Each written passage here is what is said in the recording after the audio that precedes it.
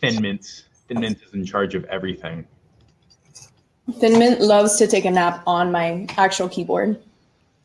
On like the mouse pad part of the keyboard, or where all the keys are? No, on the keys. And every time she comes and jumps on my lap, she has to pass through the keyboard first and then, rest on, go to sleep, wherever she wants, on my lap or whatever. Well, that's awesome, except that's like the worst thing ever. When I'm working and she closes out my windows, it's terrible. Like, I didn't save anything. Thank you very much. So let's pin this sucker to the top. Oh, God. I know. Well, it's already live, so like, there's no backing out now, Steph. This is a thing now. I told you I wouldn't. I told you just do it. I'll be there. Perfect. This is exciting. So yeah, I'm super psyched. That's another cat. Which cat is that? I don't know. Go right across here. What did you name her? Pistachio. Pistachio and Thin Mints. That's like much pistachio. Yeah. It's so much. What was it before? It still is Aria. No, it's Pistachio. No, I that's the one name I like because I could not name her for like 3 weeks when I got her. And so while I was watching Game of Thrones, and I know you don't watch it, but I'm a fan, and I'm sure other people here are going to be fans of Game of Thrones. So I was like, oh my God, a girl has no name since I can't name her, and that's part of the show. So I named her Arya, which is the real name of the girl who has no name. So. And you think Arya is a better name than Pistachio? Because it has more meaning. Now, Thin Mints, I really like Thin Mints, though. Not gonna lie. That's awesome. Is there a way I can see people's comments? No, right? It's funky because Be Live was part of like the pause and the API and blah blah blah. Yeah. So like I have a Be Live window here, and then I've got the Facebook Live over here, which is on like a 10-second delay. So immediately my eyes are getting funky. And then, all right, well, Steph just left, so there goes that. I'm listening. Give me 2 seconds. Thanks everybody for joining. See you guys later. Thin Mints and Pistachio. Goodbye forever. They're taking over. Is that what's happening? They're just gonna like randomly type on keyboards? Yeah. All right, we're good. All right. I'll mute that. Oh, there we go. Okay, cool. So awesome. This is like the official start now. I'm super psyched, everybody. Thanks for jumping on. I'm Jeff. This is Steph. Last name pronounced Sins, right? S-N-Z, but it's Sins or something like that? So you actually, my full spelling is S-A-E-N-Z.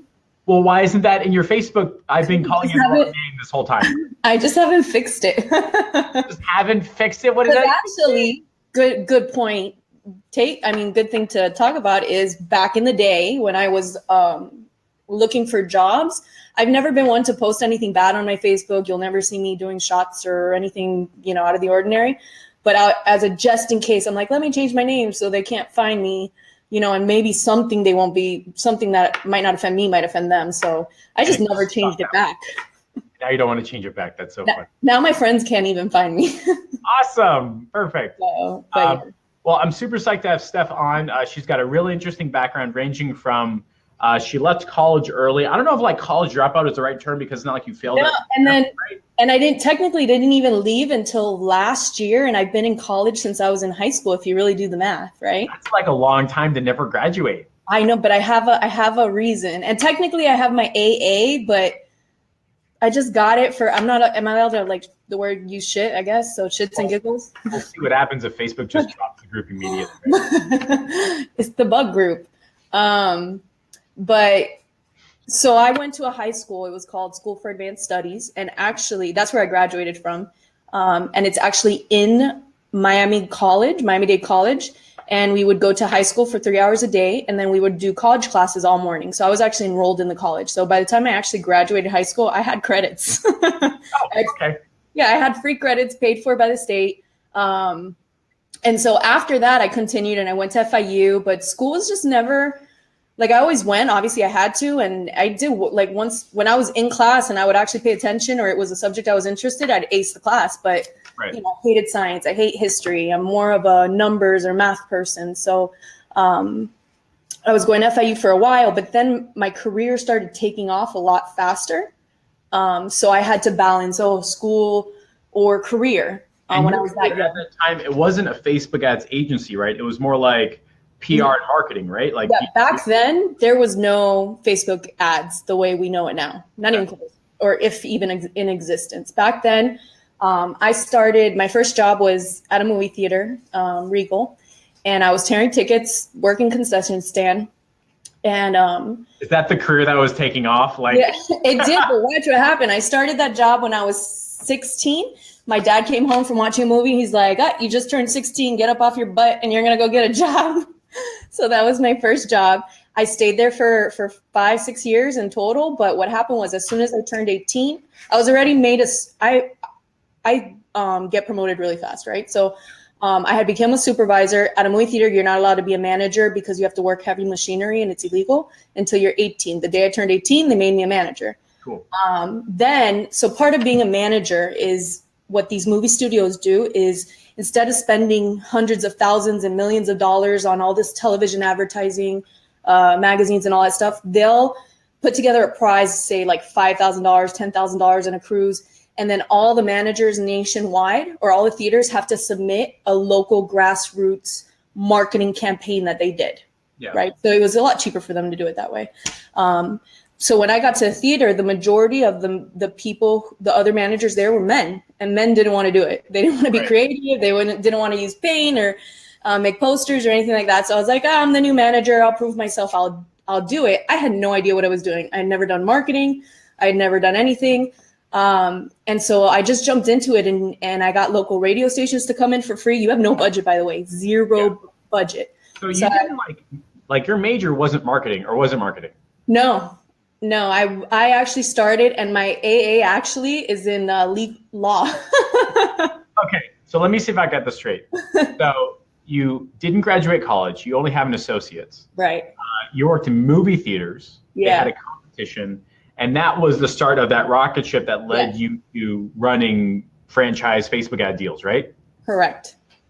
Interesting. So what happened was, I did the competition, and I only got, I think it was like 4th place or something like that nationwide.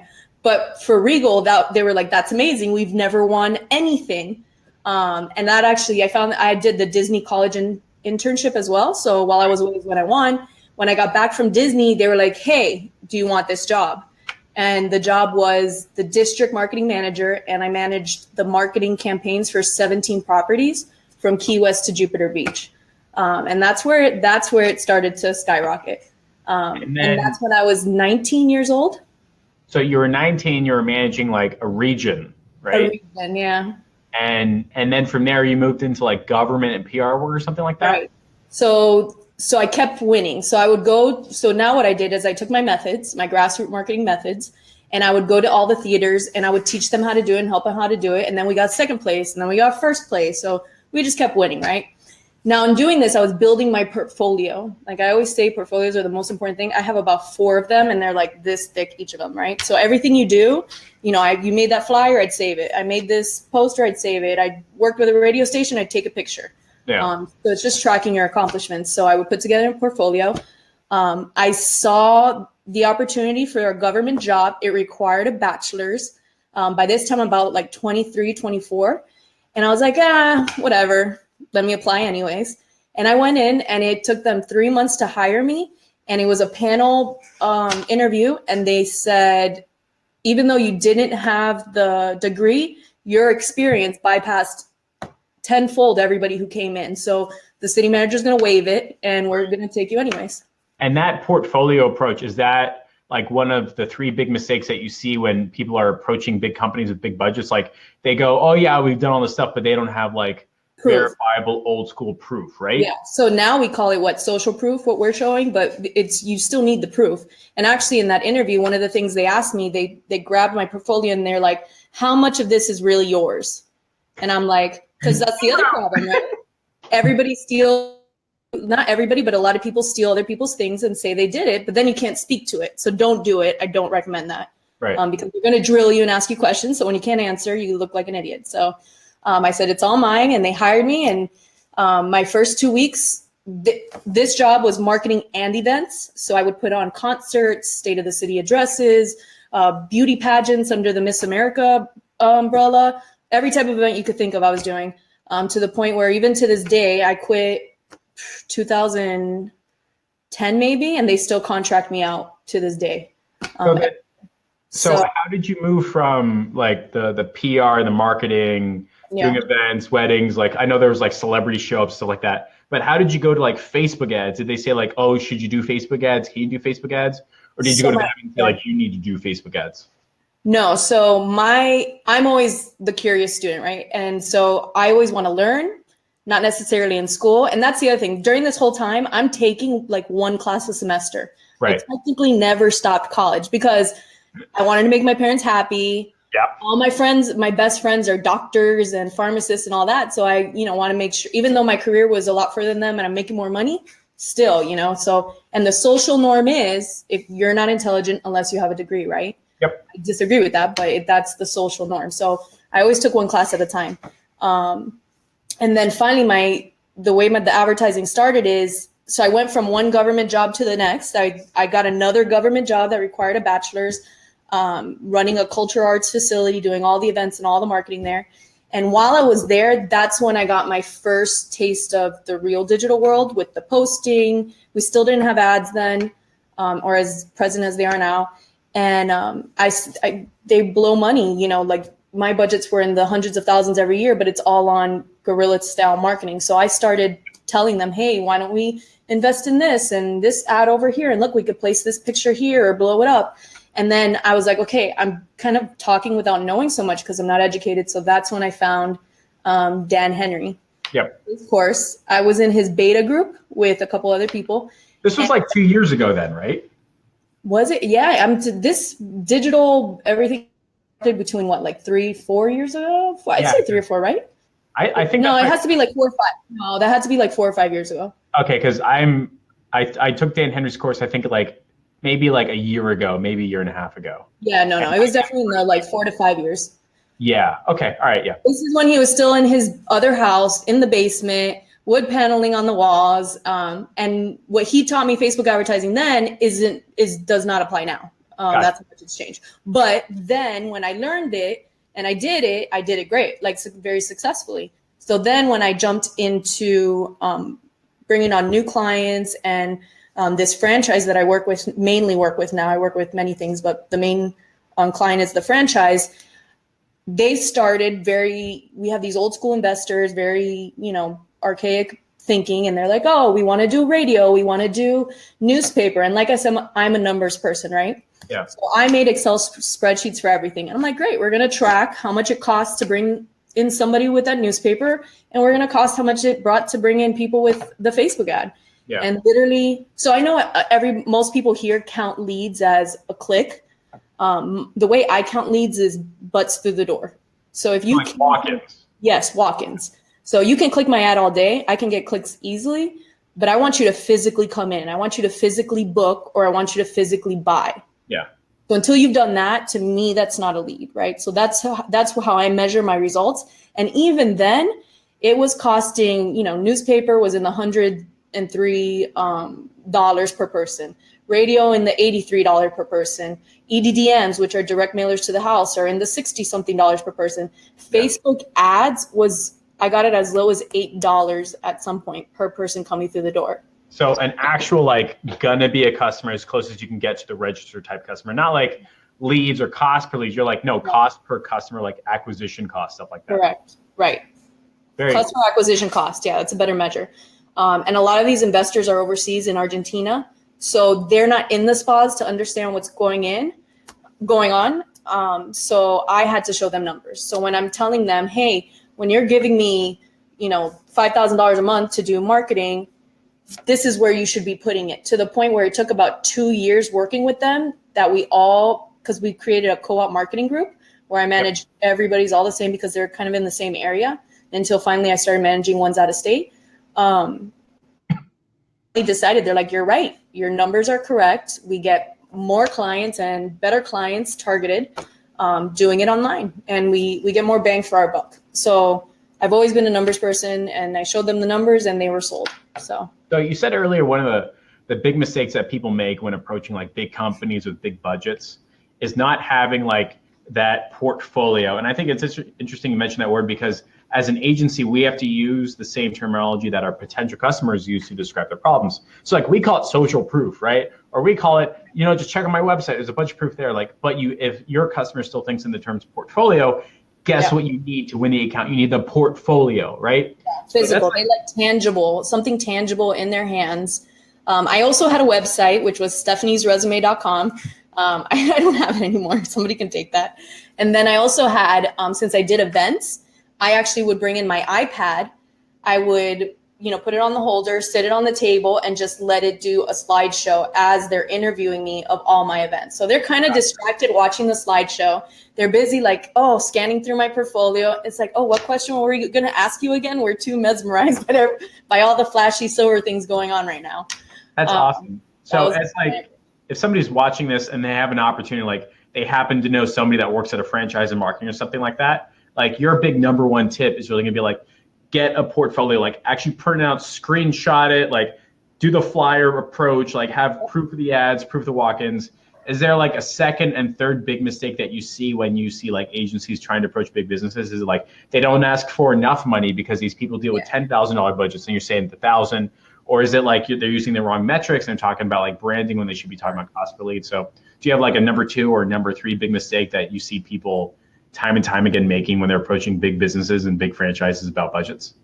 Yeah, I think it's not having the correct results and selling them on the wrong product, right? So what I'm seeing, I've even sat down with multiple agencies. We've had the long presentations and they say, we're going to do your social media and you're going to get these many leads. But what they were really doing is they were just posting on the wall. And we know that that's not how you get leads. That's not how you get the results. Maybe long-term, for these spas, for example, I started their branding. They had 0 branding in our area, the South Florida area, 4 years ago. And now we have over 50,000 followers on Facebook online. We have 5,000 over on Instagram, and that's with barely any effort. So we created a brand doing that. So it's great for that, but I would not say that that's what brought butts through the door. It's when I actually have a physical ad placed, the client clicks on the ad, and whether I'm selling Valentine's Day packages or I just put up the Mother's Day package and we sold one the other day, it's sales and butts through the door. And now I set up the booking system online, that they do it through because when you work with franchises, corporate is an issue too. Yep. Hopefully none of them are wrong, but it's difficult. It's a wall you always have to push through. But I think because I had the history of working with government and mayors and council members where it's very political and you get those same walls and you have to know how to push through them politically. The same thing I do with franchises and their corporate office, because their corporate office says, you can't do this, you can't do that. But corporate's also driven by money, right? So when those spas are making the money, they're getting their royalties. So they're not. They even said when it comes to Stephanie, we look the other way. That's interesting. Results talk, bullshit walk. So there's probably somebody watching this right now that has the opportunity to talk to a franchise, or I've got a friend or my mom or my dad, or he's a VP marketing, or what are the chances? And if they're approaching and saying, we're going to do all this stuff and it's going to be amazing. And if they think you're this gun-toting maverick that can't understand their corporate wall, they're just going to shut down and that's be it, right? Mm-hmm. So you really need to put yourself in a position to say look, I understand there's things you can do and you can't do. Right. And I'm going to make sure I don't put you in a position where corporate hates you and then you got to deal with all that crap, right? You have to put yourself in their shoes before you even approach them. So do some research. For example, this franchise, and I've seen it with almost every franchise I speak to, they have a monthly required budget for marketing. It's required per the franchise agreement. So you can do that investigation online. Go apply, have them send you an application or Google it. There's a way for you to find out what their monthly budget is. So if their monthly budget is $5,000, you're not going to go in there and say, hey, here's a $10,000 contract, sign up today. Right. So, and then it's results. It's saying, look at the results that I get. This is how I can apply it to your organization. So if you are bringing your portfolio, if you're talking the right results, and if you understand their corporate wall, I would say the fourth expert secret or the fourth big mistake you would be making is not knowing their budget beforehand, which apparently you can Google. I had no idea. But if their corporate agreement, you can apply and get the information, as if you were a franchise, you were interested in opening a franchise. There's ways to find out. Oh, that's interesting. All right. So or just call one of the franchises and say, hey, I'm thinking about purchasing one. I had a couple questions, and think of 3 or 5 of them and insert in them. What do you guys spend monthly on marketing, or what are you required by the corporate to do? So right. And then if it turns out I'm making up numbers, but let's say they got to spend $5,000 a month, and you're like, I'm gonna shoot this Facebook ads contract, and it's gonna be $1,000 a month. They're gonna go, I don't care. It's not even close. I don't want to have to deal with two people. I'll just deal with one vendor who can then subcontract. So you even like totally miss the opportunity. Is that about right? Yeah. Whenever you can, even when I worked in events, marketing, Facebook, any industry I've worked with, when you can group it all together, and we talked about this because I was actually doing it differently where all my clients, I would put each, if you even look at my account, they all have their own ad account. I would put their credit card on each one and then go from there. But you're right, it sells a lot easier and a lot faster when you just say, nope, one and done. Yep. So for some background, Steph charges a management fee and an ad spend separate. So the client gets like 2 credit card bills, right? One from you and one from Facebook. And my expert secret for anyone going down this journey is if you just kind of combine it and say, look, it includes ad spend, it's $2,900 a month. All of a sudden they say, great. Yeah. And now you're going to get like 1,000 hits on your credit card bill from Facebook, but your client is going to spend a lot more money with you. Right. You get to figure it out. You get to do all the fun stuff, and your client, like I don't know any like plumber that says, hey, I have to charge you for every single plumbing thingy or like every single whatever. I don't even know plumbing, right? Like everybody who wants to hire a plumber and pays a lot of money says like, hey, you know what? It's going to be $1,000 bucks. We're going to fix all your problems. Thumbs up, right? So you want to be that type of Facebook ads agency. So yeah, we're going through that process now, and you landed a $2,500 deal. I used the Miller method. Yes, that's awesome. That was my birthday present. That's perfect. So it's Steph's birthday coming up on Saturday. It was my birthday yesterday. So maybes are awesome, May babies. But yeah, so if anyone's got any questions, comments, concerns, thoughts, ideas, now's the time. Drop them in the chat. Otherwise, and move on to the next thing. As it turns out, Steph is based out of Miami, not too far from the digital marketing shop where like we are right now. She's got a really cool background. I have a newspaper. Remember, I used to manage the newspaper from Community Newspapers. Funny enough, I sit in like the basement of a newspaper building, and it's called Community Newspapers. And she was actually not like, you didn't deal with me. You dealt with like somebody else, Mr. White. Somebody from the group, like Mr. White or something like that, which is a super suspicious name, by the way. Apparently, it's a real name. But yeah, it was pretty cool. And she was like one of our points of contact as like an organization. So that was like pretty cool. So let's see if there's got anything else. Anna says, again, this is like BeLive being weird.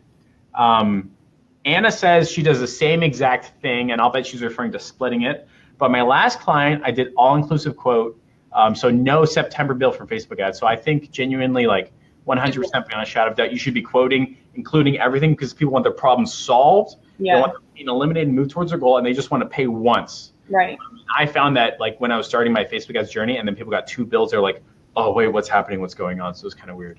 And actually, if you do your job even great or better, you can end up pocketing more money, because if you know you're getting your ads in the cents versus the multiple dollars, and they think they would have spent $500 or $1,000 on ads, and really in reality you spent under $200. You can just more money. Yay! More money. Eric says, what would your approach to be if I don't have a portfolio to show? So Eric is like starting brand new.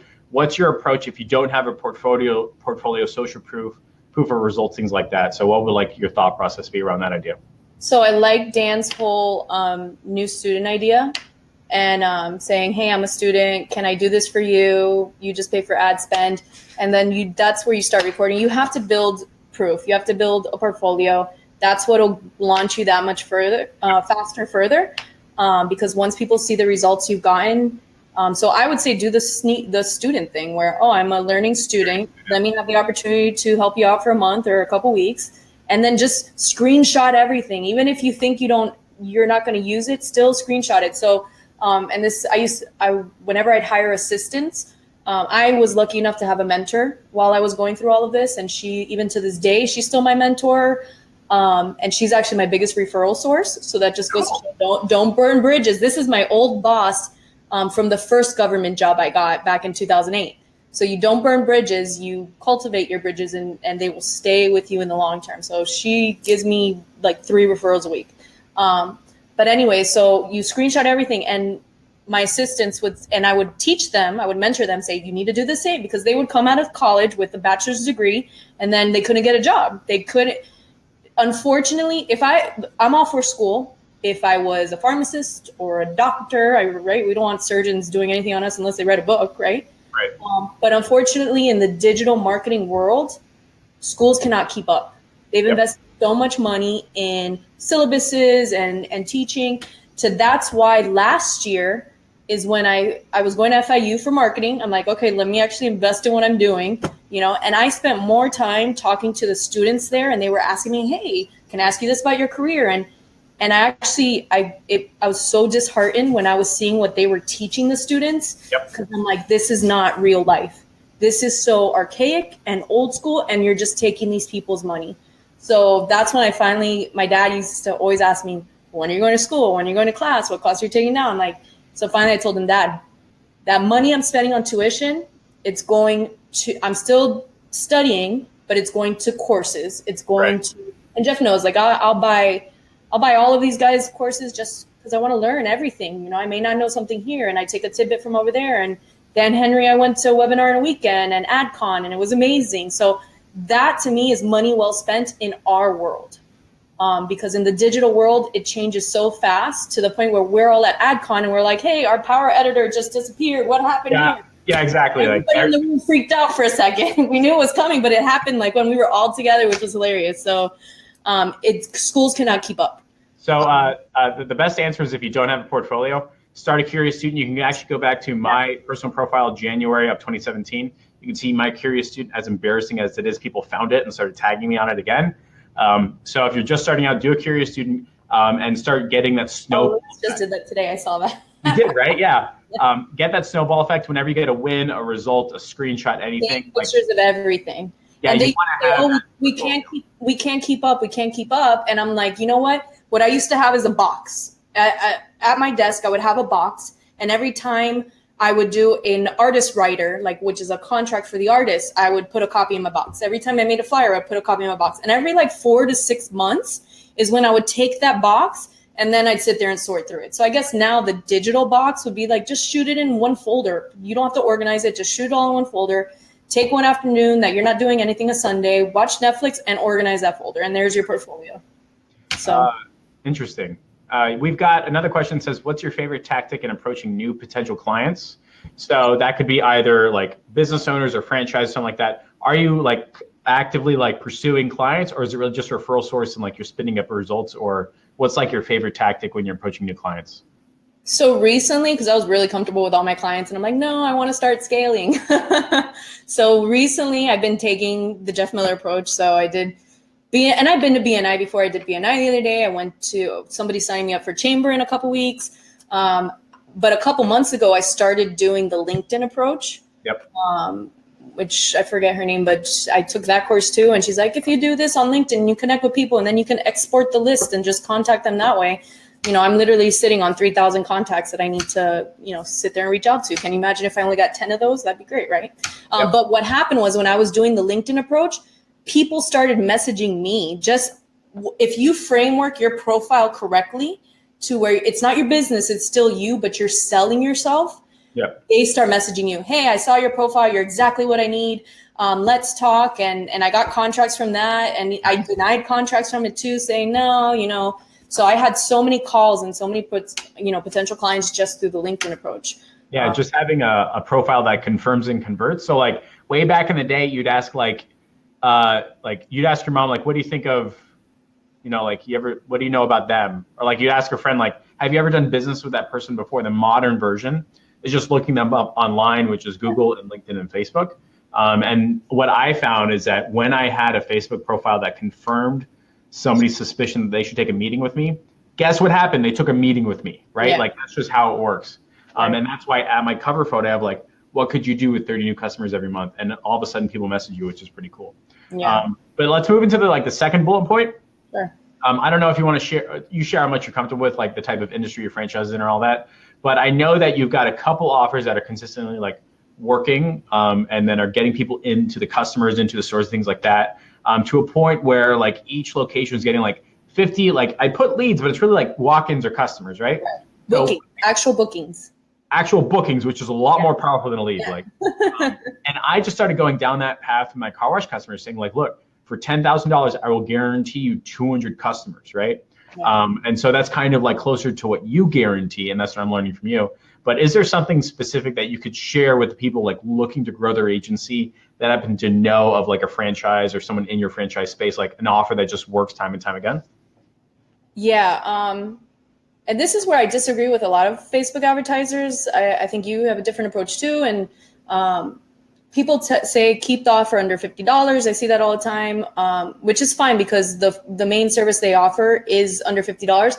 But honestly, what books the most or sells the most is when we do like packages or, for Valentine's Day, I literally put the packages up and that's what get the most click-throughs. I think I have on my website 21,000 click-throughs or something like that in actual gift card sales. So and those ticket items are $99, $149. The other thing I see a lot in others, this is where I feel I differ from most people in this industry, right? Is my text in my ads, it's short. It's to the point. It has the price point right up front. So people aren't having to click through 3 times to find out what the price is finally in your face. So if you clicked it, you know what you were clicking for.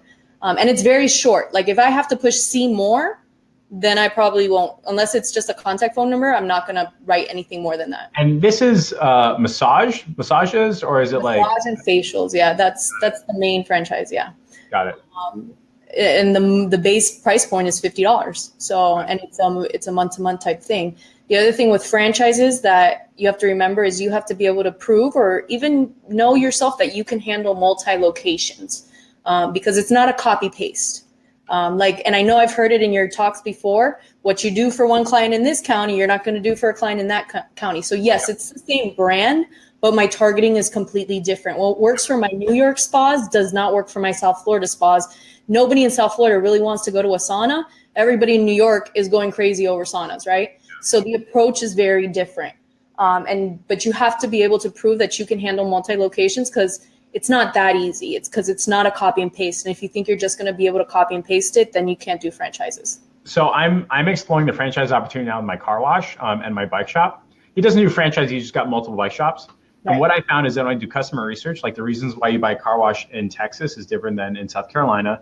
Yeah. It's different in Miami. And what's really cool is like he's got 6 locations in Miami. Totally different. Is different than Kendall, which is different than Pinecrest. Like people are buying it for different reasons. And I go like, and languages too. So West Kendall, I would put ads in Spanish. Yep. But in South Kendall, I'd put ads in English or Pinecrest in English. Yep. Or it's areas are very sensitive. And I think the customer research approach, which I haven't done, funny enough, which I'm going to start to do. The thing is, what's different with the customer research and using these franchises, they have clients, right? They have actual customers and members. So I can take that member information and create my own customer research in a way, right? The other thing I did with the spas is I brought their average review rate per month per spa from like 8 to 5 per month to like 50 per month. So now their review, now their SEO. Is that a process you're okay with like sharing people that are watching? Because that could be like a cool new way for them to get in the door. So what you're saying is like you figured out how to go from I don't mind. And I actually recently with the whole chatbot thing, I put the process in a chatbot. Nice. So, but it's through text message, right? So every time I've done something, even old school marketing, new school marketing, I work for city governments. Everything you do, you intellectually, you might be a little bit higher. So when I speak or say words, not everybody's going to understand. So the rule of thumb is you write it for a 5 to 8 year old to understand, correct? Yep. So same thing with the reviews. People want something that's easy. They don't want to have to think too much to do it. And they're obviously doing you a favor if they're going to put a good review, right? So we set it up to where an hour after the person has a massage, they get a text message because you don't want a text message during the massage. That happened a couple times by mistake, but after the massage, and it says, "Hey, thanks for coming by. If you have a second, it was really short. It was thanks for coming by. Please let us know. Did you have a good experience? Yes or no." So it was just yes or no. Yeah. This was also a way to keep those bad reviews internally without putting them on Yelp or anything like that, right? So if they pushed no, it would go to just the splash page that anybody can make. And it's just a form that says, I'm so sorry about your experience. Please tell us about it. And that lets them vent, right? Everybody just wants to vent. Everyone wants to be heard. So, and it's just a simple form page. They fill out, oh, this person sucked, whatever. They push send, and an email gets sent to the manager of the spa, the directors of the spa, and they can follow up and do, client control at that point. Like, they can fix the situation. If they put yes, now they're taken to another page, which only has 3 options. And it's great. Would you mind recommending us? And it has Google. You decide what you want, but Google, Yahoo, Yahoo, who uses that? Yelp. Google, Facebook, and Yelp. You put in the order you want. And when you actually click on the link, though, you're not just sending. The problem is people just send them to Google or people just send them to Facebook. So now they have to search where to review you. This sends you directly to where the 5 stars are, and then they can click it and write it.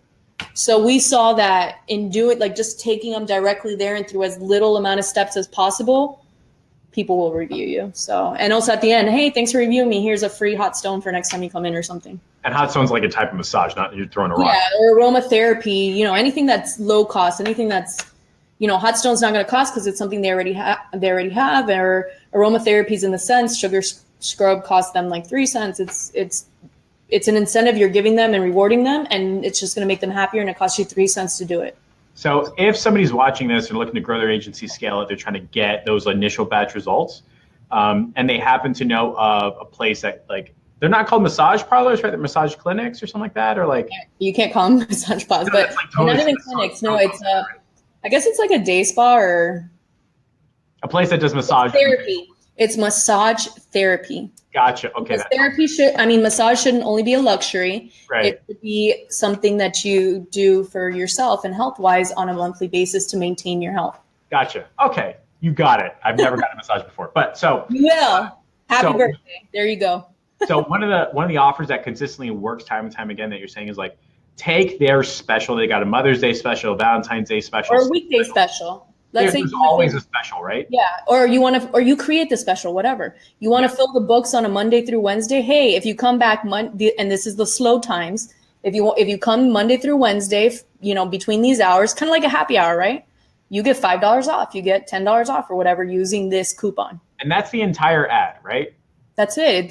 My ads are clean and simple. The one thing I do is anytime I split test. We talked about this. I love the old school Dan Henry method is to split test.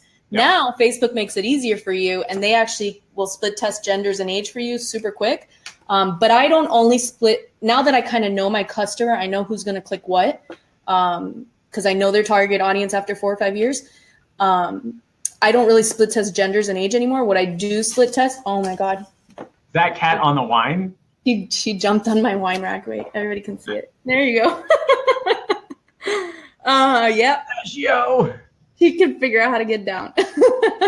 So the 2 offers that are working time and time again is like, just take the Valentine's Day special, Mother's Day, whatever special, or make up a special. You can go you can look at competitor websites, Groupons, talk to them, whatever special is, and just put it up and be obvious and explicit with what's in it. And all of a sudden people will end up buying, right?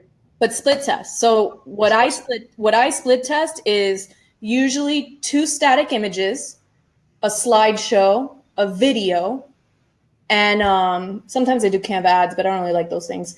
So I split test those for a good 3 to 4 days, and then I see, okay, for this offer, the photos are doing really well. For this offer, the slideshow's doing really well, and that's when I start to turn off after 3 to 4 days which ones are not winning, and then I put all the budget in one. That's been the best method for me.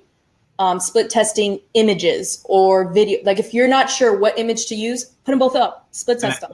See what happens. Why do you have to decide? Let people decide. You don't have to decide that. It's gonna.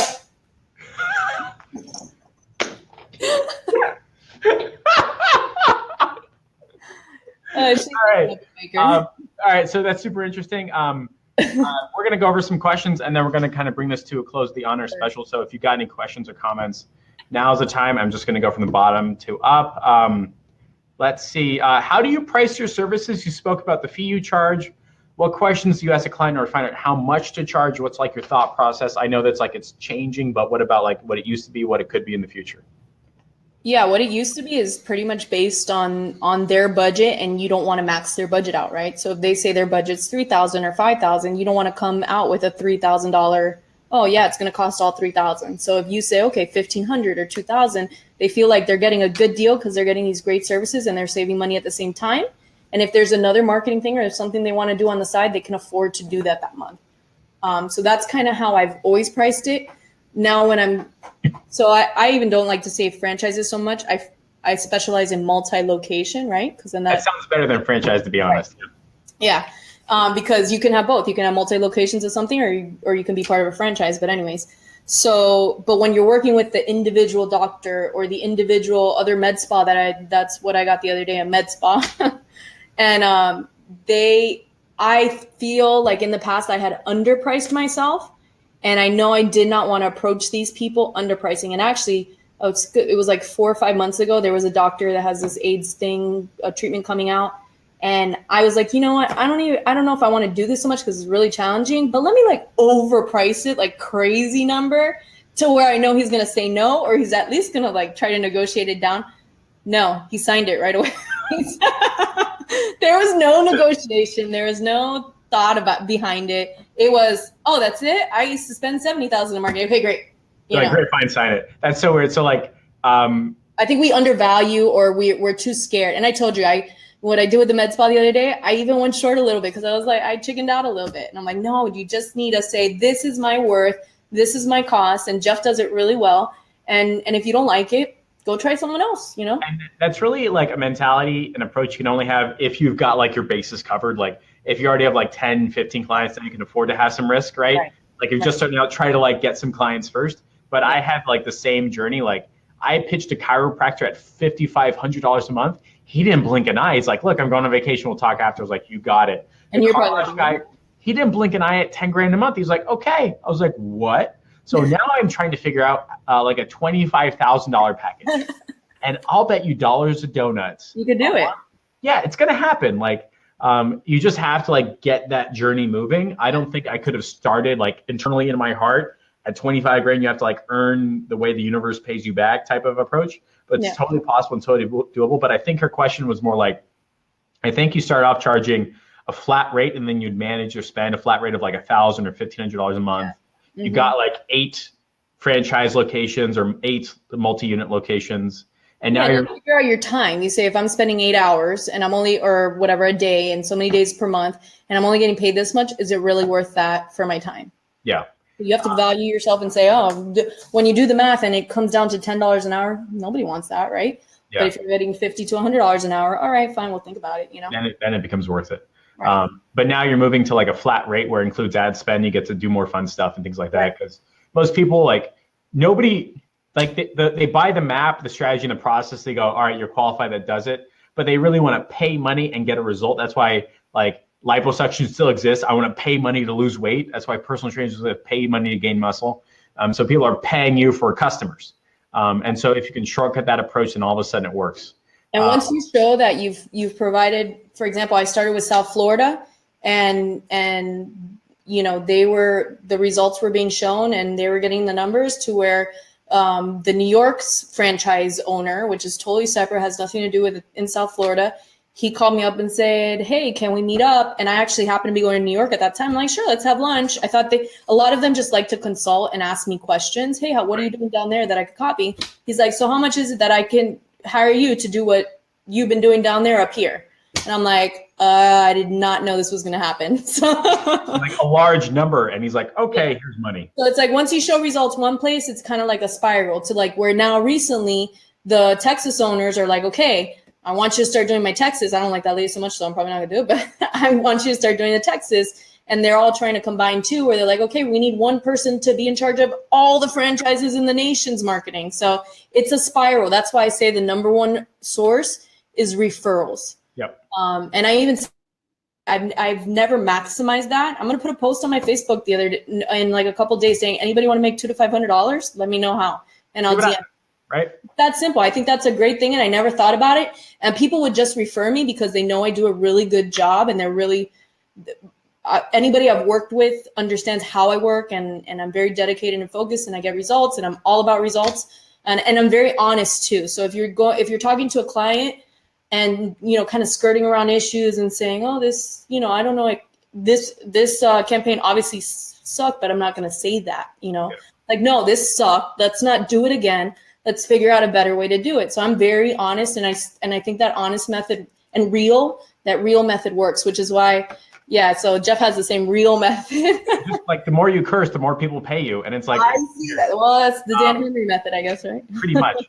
It's interesting you brought that up. Like I've taken a look back at my journey, and first I was a Facebook ads agency, and now I'm turning into an agency that's using Facebook ads to grow. Right. And I'm already seeing that like my car wash guy treats me as the chief marketing officer, but outsourced, like the outsourced CMO. So I think that's like the natural progression of most agencies. Like, and you're on that path too, because you're going to be the outsourced CMO of the like entire United States franchise. Which they already have one, by the way. Right, but you're going to be like the outsourced. Right. They have one. And when he first came on board, he actually sat with me here in South Florida for days taking notes, because he's, obviously much older, but he started back in the day with the flyer, the flyer. That's where he started. And what they did back then, yeah, great. He knows advertising and ads and all that, but that doesn't apply now. Like maybe you can apply the verbiage or copy or whatever to an ad now, but he doesn't know how to place a Facebook ad. He doesn't know how to guide these massage spas to go in the right direction digitally. And that's where the money is. It's digital. You get your best ROI going digital. And I've done every avenue of marketing you could think of over my career started at 19. I'm turning 32 on Monday. Oh, I just turned 33. It's all downhill. Like, I feel young now. I feel better now. Say what? I feel better now that you're older than me. No, it's horrible. Like no more French fries. Like your knees hurt all the time. Your face just fills up. You have one beer. But so this is coming to an end. So Steph really like guided us through like her unique Facebook ads journey. Very often we think we need to be the Facebook ads expert first, but she really took a non-traditional approach where she worked like events and PR, and then got hired. She worked in government and now transitioned to Facebook ads agency, and an agency that uses Facebook ads to grow, and soon to be an outsourced chief marketing officer. So if Steph has genuinely helped you like clear up that fog of war and that unsurety when it comes to approaching franchises, we've got an on-air special. Do not comment before I tell you what to comment. People did that last time. They're like, I want it. I was like, that's not the right keyword. It should be like Thin Mints or pistachio or something. Yeah, well, we got one, right? So if you think that by having a personal one-on-one 15-minute conversation with Steph about how she approaches franchises, how to approach massage spas, how she transitioned from government work into Facebook ads, if she can help you shortcut your timeline and shortcut your path to success, leave a comment saying Thin Mints, help me out. Literally Thin Mints, that's the name of her cat. I renamed her cat. Thin Mints, help me out. It is now, right? And so the first 3 people to leave a comment saying Thin Mints, help me out, you're gonna get a personal 15-minute session one-on-one with Steph. She's going to show you some stuff, show you how to approach franchises, multi-unit businesses, and ultimately shortcut your success so you don't have to go through that challenge and the problem and the concern of like, I don't know what to do and things like that. So we've got Jason Young, we've got Toby did it wrong, we've got Fabricio, and we got Richard St. Andrews Hilton. Wow, look at that. For Toby. So, I know, right? So those 3 people, you're going to get a group message between you, me, and Steph. You guys are going to figure out a time where you can to sync up and things like that. But yeah, so that's the basic idea. If anyone has, what was the name of that LinkedIn course name, by the way? Rachel Peterson. Rachel Peterson's course. Yeah, she cool. covers everything, but that's why I told you, I kind of pick everybody's courses and I take tidbits of everybody's stuff and then make my own idea and what works for me in my industry, because everybody's industry is different. And what might work for one client, like right now I spent the day on Thursday making a bot for my new real estate client. So but the spas, the bots are not really going to do much. I made a bot for like a Valentine's Day quiz. Hey, find the perfect gift for your whatever. And those ads were costing me like $4 or $5. I was having a heart attack. So the ads are normally, I'm used to in the cents. And when I saw those, I'm like, bots are done. no more bots. Not going to happen. No bots for the spas, but I am making a customer service bot for them. So Very cool. Well, to the 3 people who got the 15-minute session, you're in a treat because she's going to show you how to get cents, not dollars, which is like kind of cool, I think. Yeah, so that's the basic idea. I hope everyone had a great time. I hope this unveiled some challenges and problems you can now bypass and not have to worry about. How it's not that difficult to go from non-traditional, you don't have to be a Facebook ads expert, into Facebook ads just by getting courses, becoming an expert, and snowballing those results. A couple of key secrets that we unveiled. Number 1, use a portfolio. Don't talk social proof. Don't talk website. When you're trying to pitch big businesses, come in with actual proof that you can speak to. Number 2, I totally forgot. Oh, try to match their budget. Do your homework first. If they're talking $5,000 to $10,000 a month, don't come in with $2,000. And number 3, I don't remember, but it's somewhere in there. But that's the basic idea. I'm telling you, it was Thin Mint's fault or pistachio. So if everybody had a great time, this video will go up on the wall. It'll be part of the interview chain, things like that. So everyone have a great Friday. Kick ass, take some names, go make $1 million. Steph, thank you for your time. Talk to you later.